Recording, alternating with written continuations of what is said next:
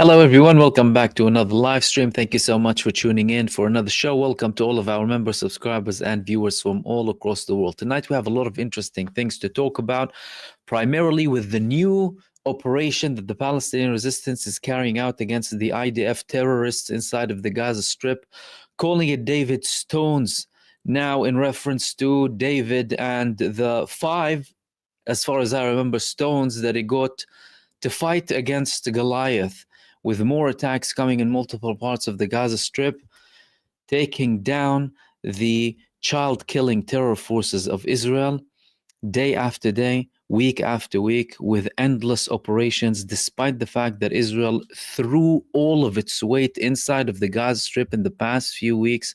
Ladies and gentlemen, this is something very important and very significant. But we're not just going to stop there. We're going to talk about the escalation that's happening between the genocide state in Yemen, with the Sana'a airport being attacked, and reports that Israel targeted the last functioning airplane from Yemen, and the response, the very interesting response that came from the Yemeni side following this attack that took place by Israel. Alongside all of that, there are very interesting developments on the ceasefire front.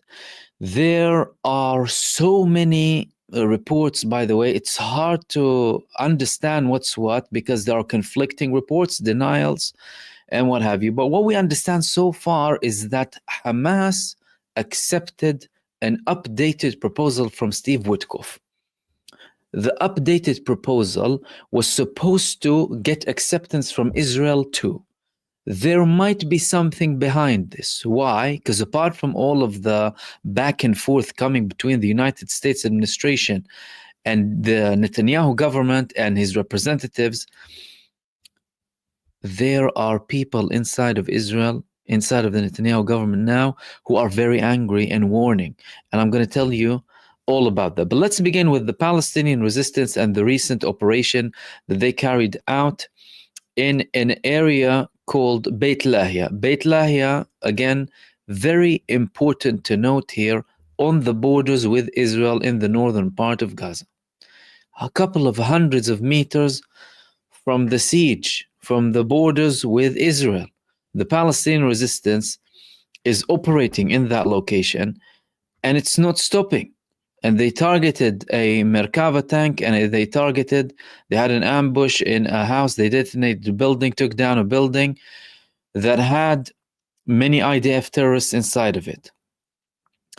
This new operation comes a couple of weeks after the Palestinian resistance had similar operations in the southern part of Rafah. And in the two cases, we're talking about the armed wing of Hamas, the Azz-Din al-Qassam brigades. That's apart from the activities of the other resistance movements, by the way. Let's have a look at the video, and then we'll go through all of the details as well. So this is a tank here, as you can see, a Merkava tank, and one of the Israeli terrorists here standing, looking for children to murder or women to snipe. All of a sudden, doesn't know where it's coming. All of a sudden, he's hit out of nowhere, and the Merkava tank goes up in flames. Merkava tanks, they can have approximately 4, 5 to 6 people. Each Merkava tank costs about 5 to 6 million US dollars. Add to that a substantial amount of diapers, just because of how much these people shit themselves. They're so scared in the Merkava tanks. All of that adds up. The Palestinian resistance took down 1,200 vehicles belonging and machinery belonging to the Israeli terror forces, and now they're taking down this Merkava tank in the northern part of the Gaza Strip. Talk about Gideon's chariots or Netanyahu's wheelchair and these garbage things that they call their genocidal operations when they target children. Targeting children, starving them to death. You've seen the scenes of the people going through cages and storming these places to get a box of food. That's what they're targeting. And the Palestinian resistance is concentrating on the actual fighting.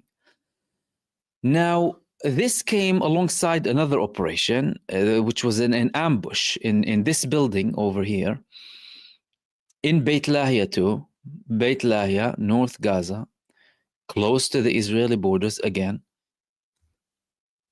Israel was supposed to be done with that. I mean, over a year ago, in the beginning of the war, Israel destroyed these parts in November 2023.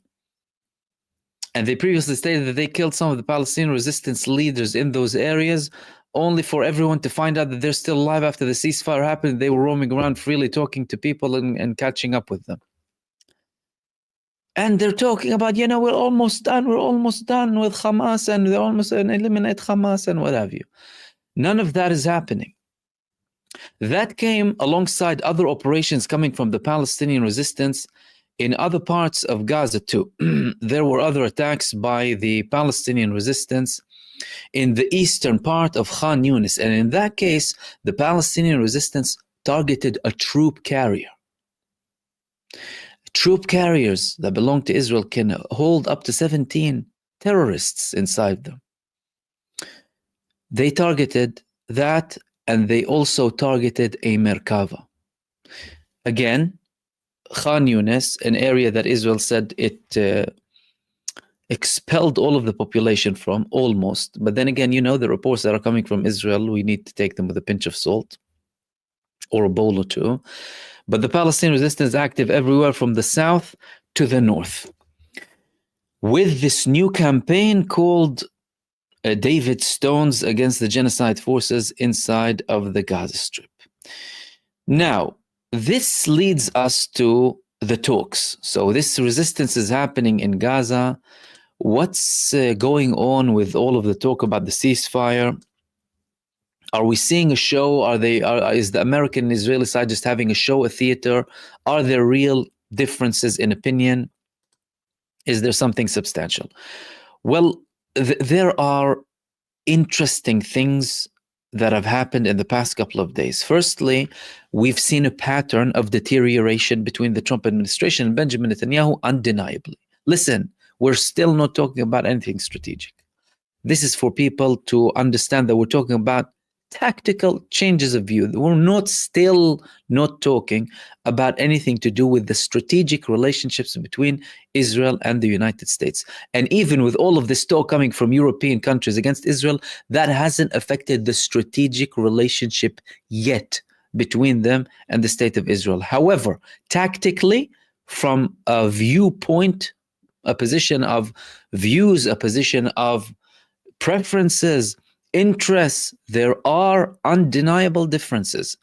And these differences are being spoken about in political circles, in military circles in Israel, in public circles too.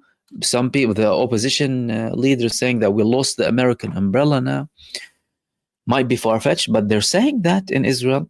Trump didn't visit. J.D. Vance canceled his visit. The Secretary of State canceled his visit to when Trump came to the area, and they still haven't recovered. They still haven't fixed these problems. Now, the most recent report is coming about this conversation that happened between Netanyahu and Trump. Heated spat over Iran nuclear talks, the report said. Netanyahu and Trump are in disagreement over how to deal with Iran's nuclear program, which has been a cause of tensions between the United States and Israel. The report said that they engaged in a heated phone conversation last week about Iran's nuclear program and the negotiations between Washington and Tehran to reach a deal.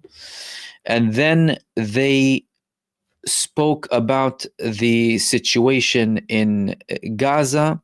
Trump told Netanyahu that he wanted a diplomatic solution for the Iranians, believing in the ability to reach a deal. He didn't want Benjamin Netanyahu to make something that was risky, dangerous, or irresponsible, especially with the reports coming from the United States that Israel is preparing an attack against Iran. Basically, Donald Trump, in essence, is telling Benjamin Netanyahu, tone it down, we don't want problems now because I'm about to reach a deal with Iran, or there's a very high likelihood of me reaching a deal with Iran. Now, heated conversation. There were other reports about heated conversations previously. In the meantime, there are senior figures from Israel based in the United States who went to the United States, Ron Dermer and the head of the Mossad. Both of them going to the United States, not trying to reach a deal, but according to confirmations from Israel, from Israeli reports too, they are going to the United States to try and thwart the nuclear agreement between the United States and Iran. That's according to Ben Caspit in Ma'ariv, according to a fairly stubborn sources, and he's a very well-known reporter and writer, columnist in Israel. The purpose of the Mossad head Barna and Dermer's trip to Washington is a last-ditch attempt to block a dramatic announcement of an interim agreement between Iran and the United States on the nuclear issue. This could be very substantiated. Why? Because Ron Dermer is the poodle of Benjamin Netanyahu, and the head of the Mossad has proven himself to be a very obedient servant for Benjamin Netanyahu, too, despite the fact that there were reports that they were in disagreement in the beginning of the war, and the head of the Mossad wanted to actually end the war alongside the leading figures in the cabinet at the time, and Ren Bar, the head of the Shin Bet, and other senior figures in the Israeli Military Intelligence Directorate. But now he's clearly shifting a position, and the purpose of Netanyahu sending him and Ron Dermer to the United States is to show his poodle, Ron Dermer, who is a yes man for Benjamin Netanyahu, does as he's told, with the head of the Mossad adding the weight of the Israeli Mossad, so that the head of the Mossad can tell the American administration, look, we have substantial information that these people are not going to actually stop enriching uranium, for example. They actually stated at any point that they're going to try and stop enriching uranium. Iran denied that outright, that they're going to stop anything. They said, we will continue enriching uranium. There is no negotiation about us enriching uranium. This is not on the table. The only thing we're ready to talk about in the talks between them and the United States administration is how much, and the fact that we're not going to go to have nuclear weapons. That was the deal. And it isn't just, of course, the reports coming from Israel. The New York Times as well was quoted saying that the United States is actually indeed worried about a possible attack coming from Israel against Iran, something that could hinder the prospect of talks between the United States administration and the Iranian side too. And that's why Donald Trump had this conversation with Benjamin Netanyahu.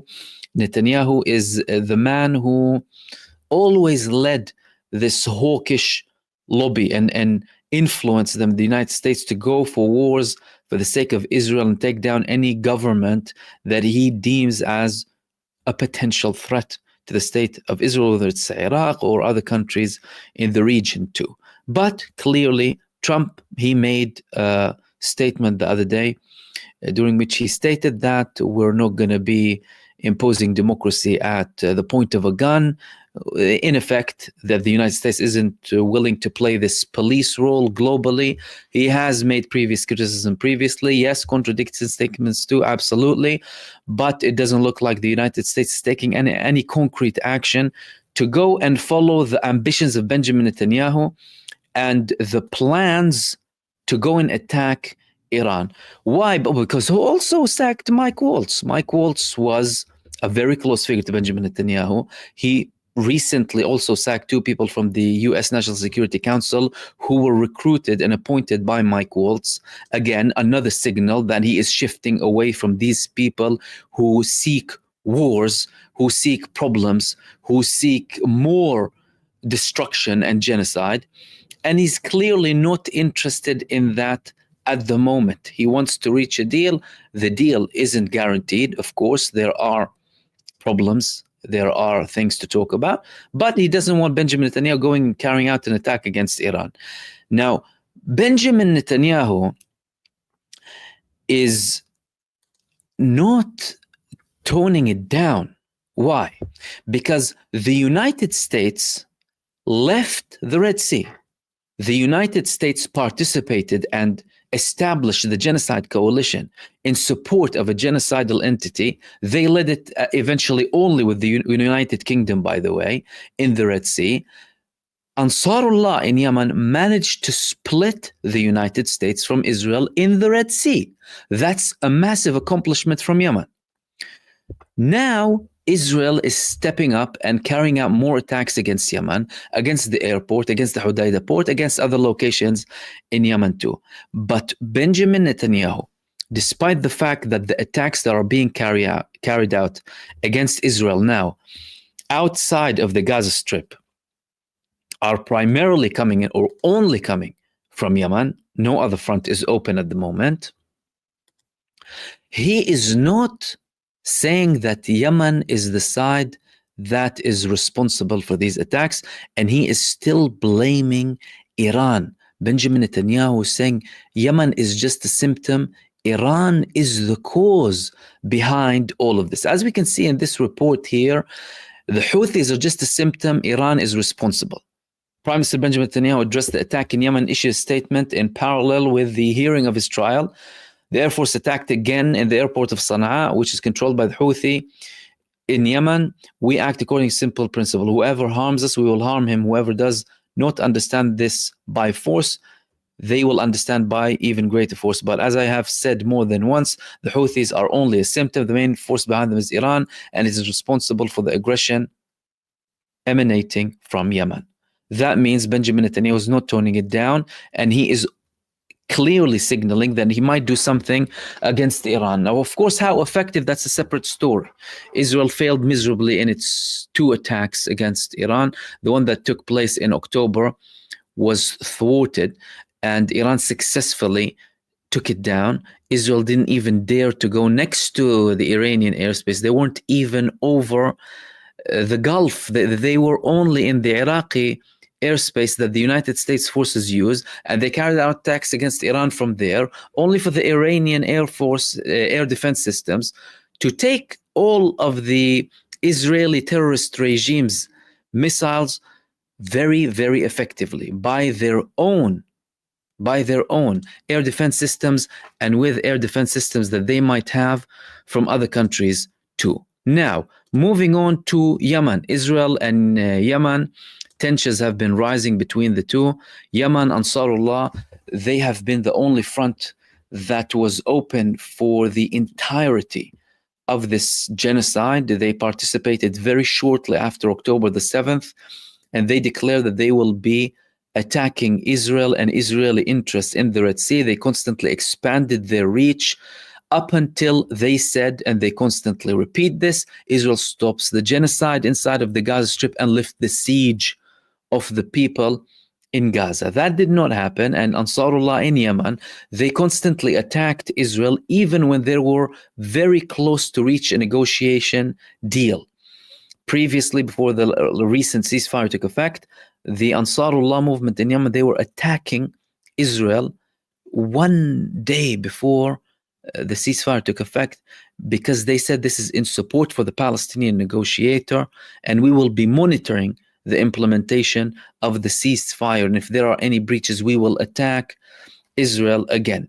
Now, Israel is carrying out more attacks against Ansarullah in Yemen, and they are now saying, well, confirming as well in Yemen, they targeted the last plane that they had in Yemen that was being used by Ansarullah. Now, Ansarullah, of course, they had a couple of clarifications, and they made several statements to clarify the position. They said that we still receive planes. Anything that was damaged will be repaired, and we will continue the attacks against Israel. As a matter of fact, one of their senior figures, Muhammad al-Bukhaiti, he had an interview with Al Arabi Network, and in which he said a couple of things. Why? Because the Israeli defense minister, genocide minister, Israel Katz, he said that they destroyed the last plane. And al-Bukhaiti said to that, responded by saying, we will destroy the last occupation. So they're saying they destroyed the last plane of Yemen. We say we will destroy the last occupation on earth, which is the state of Israel. A plane is nothing, according to him. We're running away from the torture of God. If we don't fight, we will be tortured by God. These people are faithful people and fight based on principle. The Gazans We tell you we won't leave you, and we will sacrifice everything for you. He said, the things that were hit, they will be replaced. We have been through this for 10 years in our war with Saudi Arabia. The airport was closed for 7 years previously. The airport can still be used, and any damage will be repaired. And we will accept parts, if we accept flights from other parts too. Unfortunately, we're not getting any support from other Arab states. As a matter of fact, they participate in these crimes led by the United States. Plus, the airport links are through Jordan and Egypt. It's impossible to transfer any weapons anyway, as these airports are for civilian purposes only, and they travel through countries that have ties both with the United States and Israel. And it's impossible to carry out any weapons on them or anything of the sort. Again, that's a clarification, and that's debunking all of the myth that's being pushed or was pushed previously by the United States and is still being pushed by Israel, that the Sana'a airport is a hub of transporting weapons and what have you, because all of the flights go through Egypt and Jordan. Egypt and Jordan, both of them, have ties with the United States and with Israel too. And he finished it by saying there is a misunderstanding amongst some in the Arab world that we should not resist until we have similar power to our enemies. And to that he answered, we rely on God, and God's power is above the power of America. The Yemenis, these people are people of total, absolute faith. Their dialogue, the way they talk, is not like anyone else. You know, people tell you, oh yeah, we're not capable and no financial interest. They'll come and they'll do this. Yamal will tell you, no, we're afraid of our creator if we don't attack, and from the hereafter. Whereas the other calculations are not really the same. Other countries, other Arab countries, they're calculating it based on, well, are we capable? Are we not capable? Can we do it now? Can we do it tomorrow? We're not really in a position, and we're weak, and the United States will destroy us, and. The list goes on. Now, clearly, Ansarullah, they said they will also escalate too. Said they attack the airport. We'll continue attacking the airport, shut down and destroy them as well, according to Al-Bukhiti. And they have been clearly implementing that time after time. They only escalate. Now, in Israel, they are saying now outright that this has been a defeat. This was a defeat. And the situation, it can no longer be whitewashed.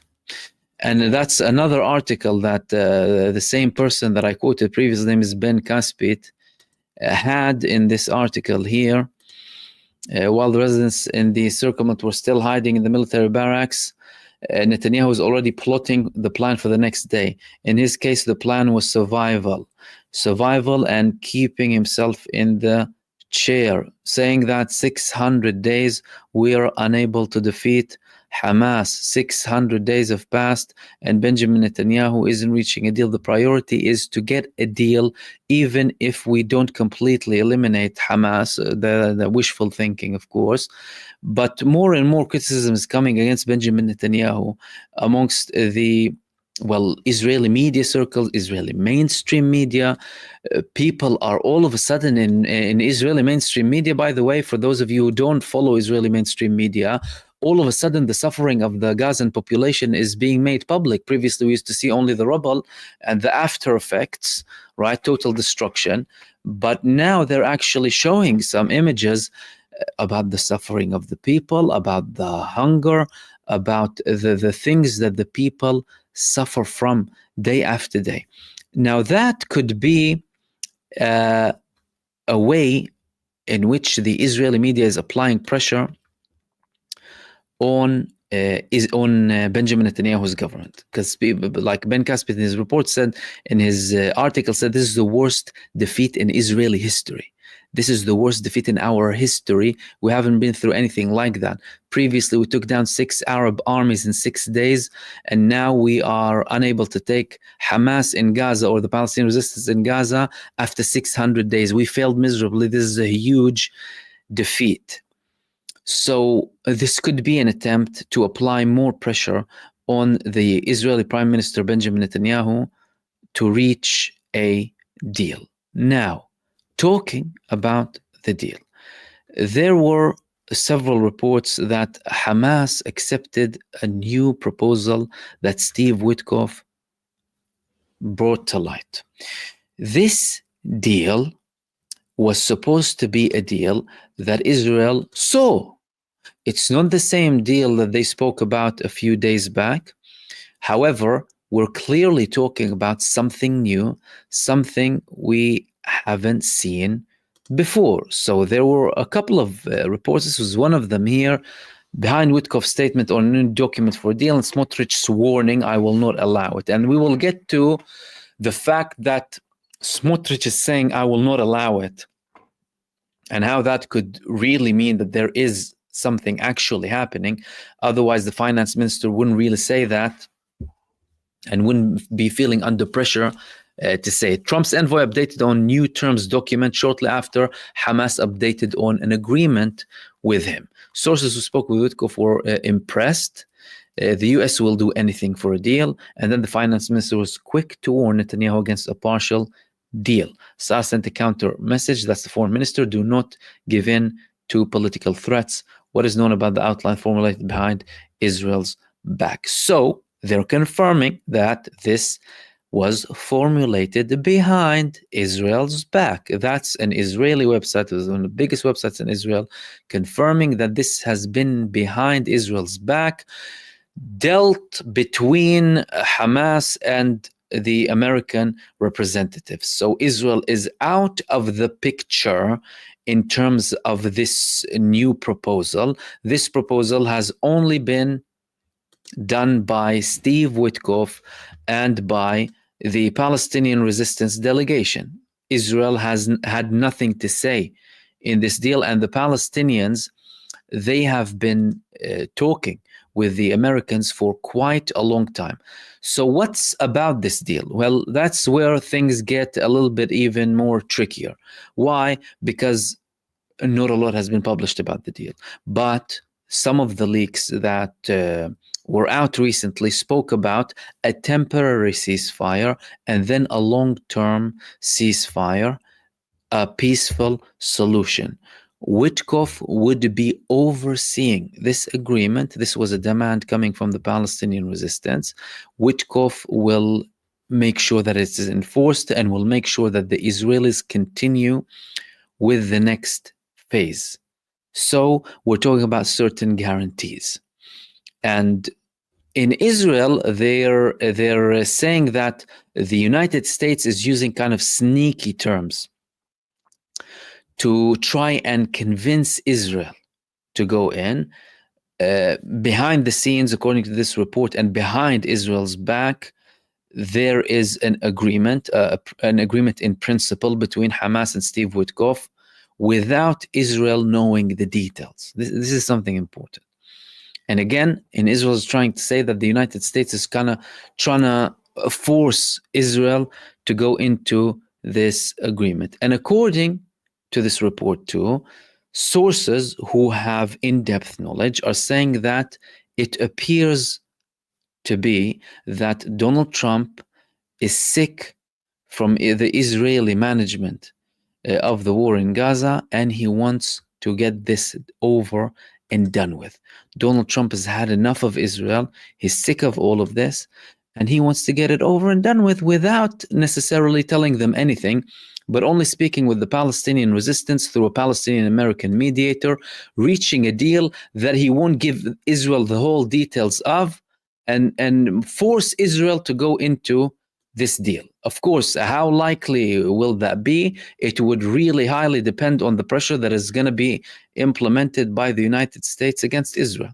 That's a very big thing. Now, another sign that there is something, that there's some pressure, and that Benjamin Netanyahu is considering something, is the fact that the finance minister, Smotrich, said that I will not allow a partial deal. Finance Minister Bezalel Smotrich referred to the new outline for a new deal initiated by the U.S. envoy Steve Witkoff, which he said he would deliver soon. He said that we need to continue tightening the noose around Hamas' neck and force it into a deal of complete surrender with all of the hostages at once. He said it would be delusional fully to release pressure now and sign a partial deal that would give it oxygen and a lifeline and allow it to recover. I will not allow such a thing to happen, period. Is that a threat that he would resign?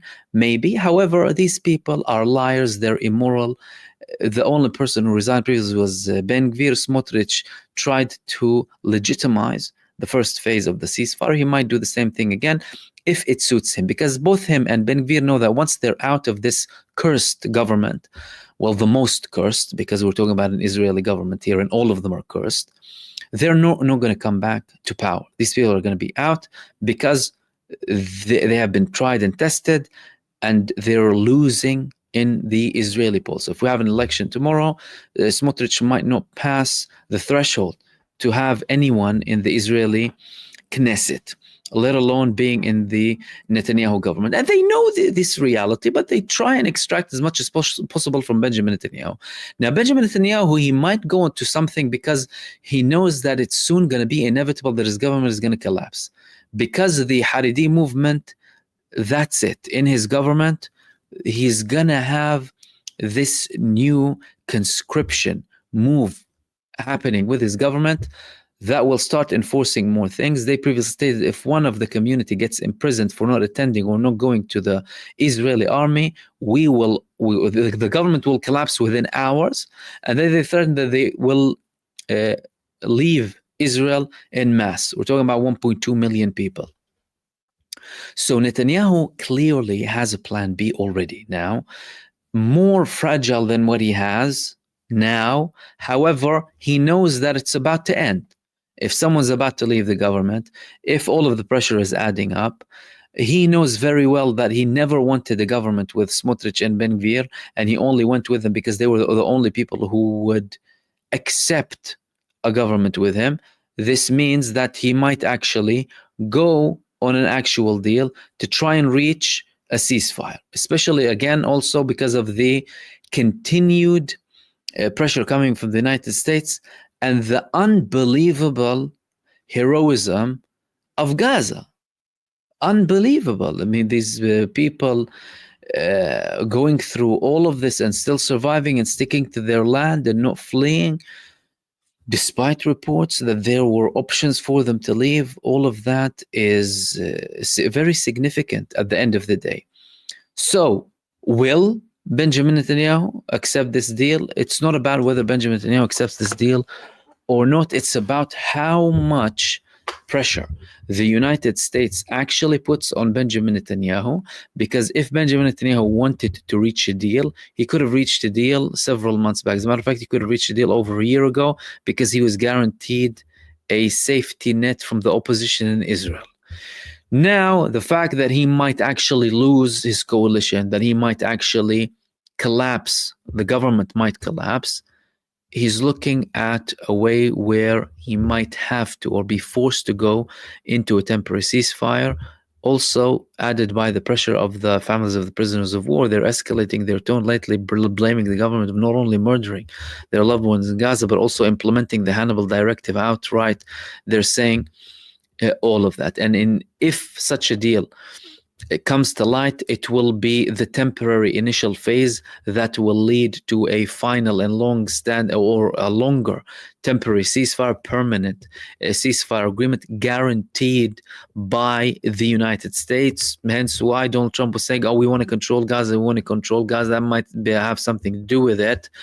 In the first part of that ceasefire that reports are saying is going to be about 70 days, anywhere between 60 to 90, but lots of reports repeated the number 70.